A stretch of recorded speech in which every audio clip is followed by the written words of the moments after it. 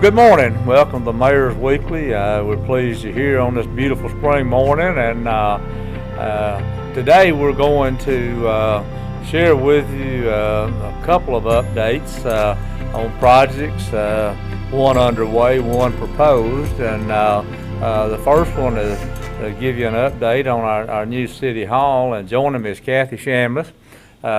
Kathy has been the leadership on this project from day one. Matter of fact, the idea of using shared auditorium for a city hall belongs exclusively to Kathy, and anybody that would choose to take credit for that's off base, and a good decision. And I said, from that day forward, Kathy's been involved and selecting an architect and moving the project along. And Kathy, just for the passerby, up until about 2 weeks ago, all the work was happening on the outside, and you drive by today and it looks like not much is happening, but that's not the truth, is it? No, sir. A lot of work on the inside. All the old tile ceiling has been removed, so now you can see the steel beams, and what was surprising to us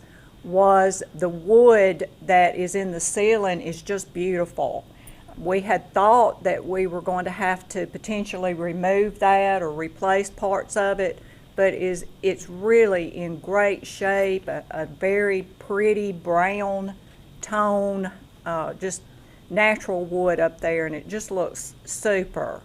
So also on the inside, they have cleaned off the rock with a technique called sandblasting. Soda blasting, Soda blasting, right. Thank you, Mayor. And so that looks much, much better. You know, I don't know if anyone remembers, but the inside of that facility, the rock was painted with a white house paint. Look like white house paint. So the areas that we're going to expose the rock in, that white paint has been removed. So that was a big, makes a huge difference in the appearance of that rock. There's still some of that white paint left on the rock, but what's left will be covered with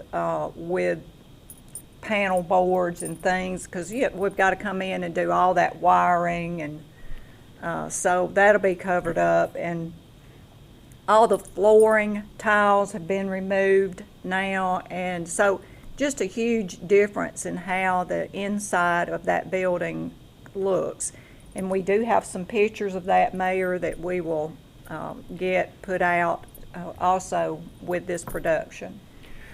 Kathy, you mentioned the wood, and of course, our building's a lot older than you are and whatever. I wonder, construction in those days, even residential structures, when you were putting a roof on a house, you used one by materials. Today we use plywood in the roof and whatever. But I wonder if the wood that you're talking about that has been uncovered ever served as, I guess, the main interior surface or whatever. I don't know. Do you know? I really don't. But you have to figure that the wood of that day was a very high quality, and so has it had to have any kind of cleaning, delaminating, or to get it ready, or do you know? No, I think the wood, now unless they just cleaned it off, Right. they haven't done anything else to it. Now I do know the steel beams will be painted black. You're looking at them now, they're like a reddish tone, but they'll come back in and paint those black. Yeah. But the wood you speak of with the finished product, that will be that will be our ceiling. That'll be the exposed finish, will it not? Yes, sir. I think they're very pleased. The designer of the facilities, what I'm hearing, is pleased with how well that wood how well it's held up, and also the color and everything of it. Well, Kathy, I was by there this morning, and you could see that concrete block have been laid in the lower level over some of the windows. Did you get to go to the lower level and see the work that's going on there? We did not go into the basement area. I didn't find a contractor that I felt like would need to go downstairs with us, because I'm not 100% sure what condition it is in. I do know, though, from listening to Billy Wade, who's over there just about every day, that they are working on putting in plumbing into the office areas that might potentially be leased out to a business or anyone that might be interested in coming in there and having an office space. My thoughts at this point is the interest for that space will exceed the amount of space we have, and I would think with you being in charge of that project, you get to make the decision. No, no. No, I'm just kidding. But Kathy, I know a construction project contributes to the local economy in a lot of ways. To have the contractor in your city, workers here, they have to have lunch, they buy personal items, they gas their vehicles, that sort of thing. But to have a project like that, and then to have a local contractor where you're pretty much assured that their payroll dollars are going to be spent locally. And I'm pleased to say that the stonemason and the folks that'll do all of that work is a local contractor. I know we drew a little criticism some time back at all Jasper ever did, farm projects out to out-of-town folks or whatever. We even had a segment of Mayor's Weekly about the bid process, and we couldn't control that. But I can tell you, a major piece of work on this project is going to be the masonry work, and a local contractor is doing that now. And that work's underway, is it not, Kathy? Yes, sir. Yes, sir. Now, what do you, we're working inside, we've talked about, you've looked at maybe doors, maybe windows and that sort of thing, making selections, is that right? Yes, sir. We met last week with the architect and one of the suppliers that will be bringing in the doors. So, you know, we had to sit down and talk about each door and what type of a lock is going to be on each door. And so that discussion's happening. So I know that they're working on getting the doors and the locks, and they've been working towards getting the windows. So the idea is they've got to get the doors and the windows up and then really begin the detail work that's going to take place on the inside. Right. And well, HVAC, of course, is a part of it. But we wanted to bring you up to speed on that, and like I said, just to the casual passerby, it looks like work has come to a halt, and that's not the case. Everything's moved inside, and at some point you'll see them back outside as the finished roof part of it starts.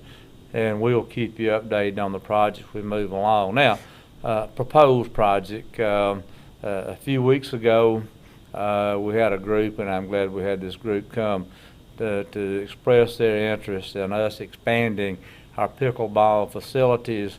Our council was favorable to looking into that, and just wanted to bring you up to date on that. It's a fairly sizable project. We're talking about 9 pickleball courts that will be lighted, will be located in close proximity to Swan Gym, and putting together the bid specifications for that is not like putting out the bid specifications for a medium duty truck. That's real easy, but a lot of things play into that, and who writes those bid specifications. So the work that's been done now is we know generally what we would like to have, but the fine details of the bid specification is going to require some assistance from an engineering firm and That's happening as we speak. So it's going to take some time to bring all this together because, as I just mentioned, and as I said, we devoted time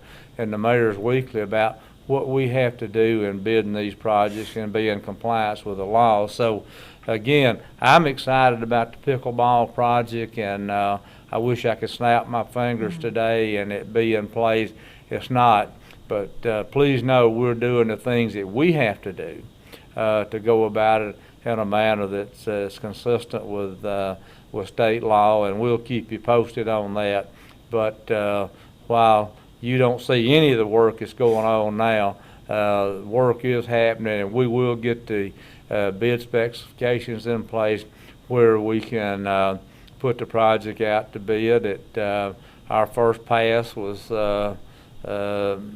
and talking about it, thought it might be a $400,000 project. It may end up being a $500,000 project, but there may be some ways that we can economize there. And as we write these bid specifications, our engineering firm helps us with the bid specification. We hope that we can find some savings and hopefully bring it back into the $400,000 range because that's what we originally talked about, and our plan for how we pay for that matches off nicely against a $400,000 cost. But questions about either project or anything else that's going on in this city, we always welcome your questions. Yesterday, a couple of days back, I say yesterday, the announcement about Wi-Fi in downtown Jasper, and somebody made the comment that surely it's miscommunication about 500 users at one time that max out. Well, what I say about that, Kathy, that now they're not being critical of whoever wrote this or whatever, but I go to Walmart, you go to Walmart or whatever, and they don't have a checkout person for every customer. So sometimes you have to stand in line. And this is no different. You know, there may be times that you have to stand in line, so that's just a part of it. But to have free Wi-Fi across the broad spectrum we're going to have in our city is a major move in the right direction. I'm excited about that, and it'll benefit many people as we go forward. We're glad to have you with us today, and again, send your questions our way and we'll get you answers.